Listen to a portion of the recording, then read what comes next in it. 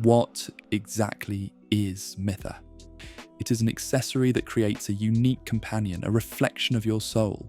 IDeva's Mytha turns your dreams and ideals into reality, letting people envision the ideal version of themselves, called the If, or imaginary friend. Your original self is the master, and the If exists to help overcome the master's inferiority complex.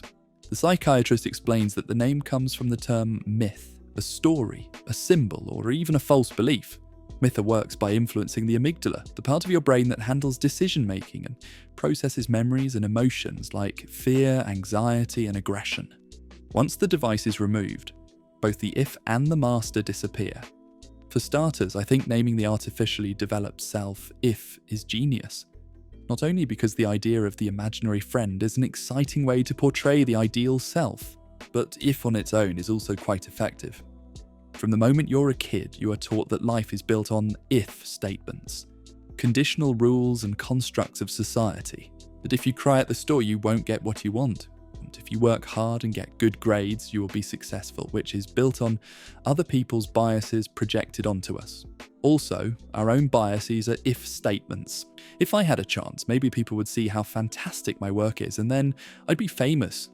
If I were prettier and more intelligent, then I wouldn't struggle as much. Deducting the other factors of life, past and current environment and skill level, among other things. Just because you believe you are capable of becoming a CEO doesn't necessarily mean you have the skill, resources, or connections that it takes to be hired as one. Even if you worked hard your entire life and got good grades, there are no guarantees. That's what makes Mytha both appealing as a product and prone to abuse. The company is selling you what-ifs, giving you a taste of what life could be like if your feelings of inferiority didn't weigh you down. Mytha doesn't make you prettier or more intelligent, it just shows you a version of yourself that doesn't see those things as barriers. At the heart of the manga, there is an exploration of addiction and identity with its main character, Kyo. On the surface, he is the perfect soldier, an enforcer for a powerful organization, tasked with neutralizing people who abuse illegally acquired earpieces. His effectiveness is rooted in the fact that he has a permanent one installed, which means that the Mytha has perfectly synced with his master.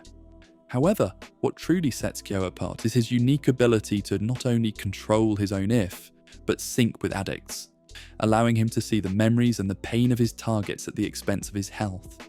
He sees people with addiction as nothing more than wounded beasts, a compassionate view that clashes with his belief that they're a lost cause, since it was revealed in the manga's second mission when Kyo sees his first active master with an If attached.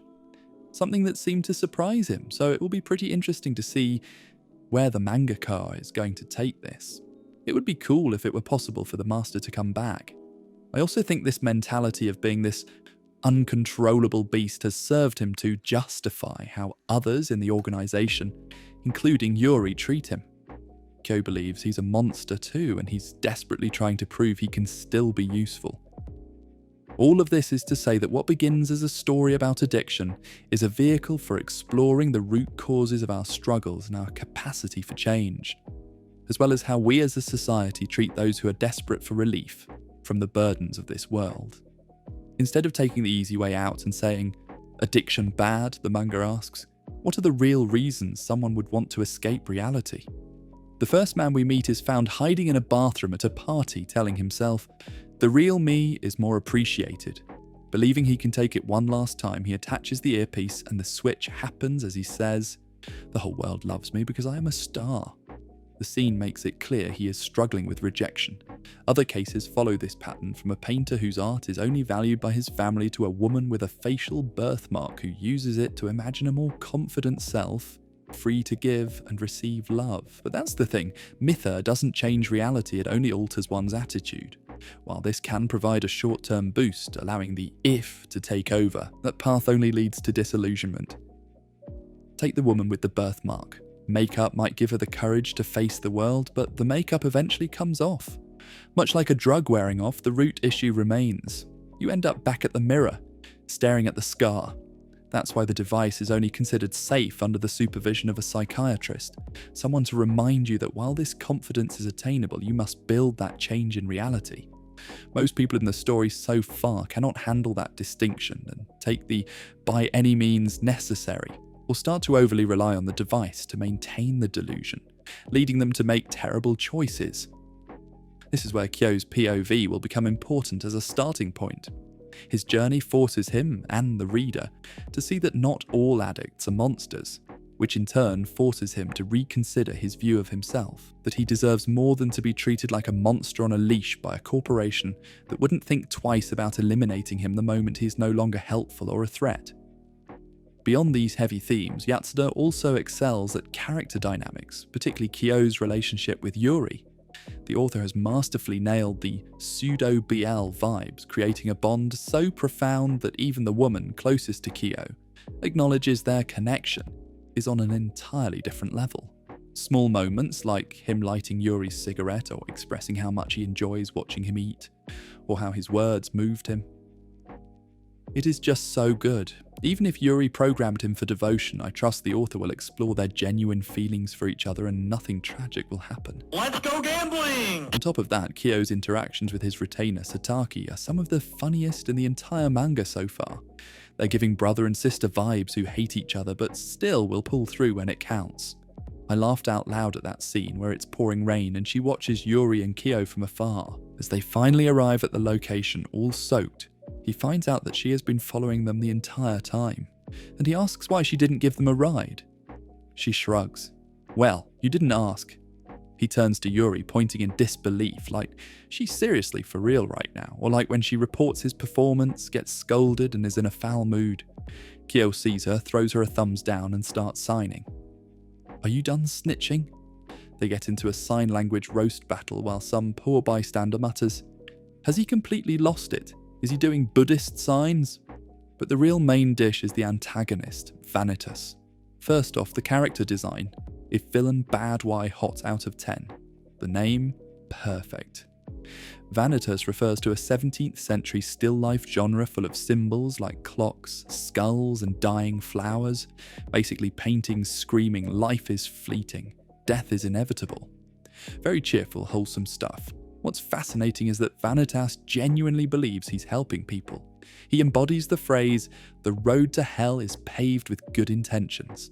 In his view, he's liberating people, letting them see the confident version of themselves. He only gives mythos to those he thinks have potential, people whom he believes their lives can change if they have the right push. Unlike the corporation which dictates what's authentic, Vanitas says, it is your life and I'm giving you the perfect version of yourself. Use it to make something out of yourself in this world. The protagonist is the perfect example of this. Someone who probably had nothing going for himself and used the mytha to make something out of his meaningless existence. A living proof of someone who is living with it 24/7, but it is seen by others as a ticking time bomb under constant surveillance and tests to make sure he is still useful. I'm blown away by how Yatsuda manages to juggle so many heavy topics in just 5 chapters. Personally, what I am most excited about is to see how the relationships in the story blossom, how Kyo's relationship with Yuri will develop, and how Vanitas and Kyo know each other since he keeps reappearing in his dreams every time it rains. And since they are both mythos scientists, I would like to know if Yuri and Vanitas work together at some point, and if Kyo is his real name or the name of the Eth. Will we ever see the real master? I can't wait to have the answers to these questions in due time. If you like Psychopaths, I am sure you will love this manga, and so far I can't recommend it enough. I've read Far Away Home from this mangaka, and they are truly an excellent writer who's capable of exploring very dark themes insightfully. So, I trust they will handle this topic well, and once it is completed, you can bet I'll be making a full-on literary analysis. Anyways, please consider liking and subscribing if you enjoyed this video. Thank you for your time. Have a great day. Spicy.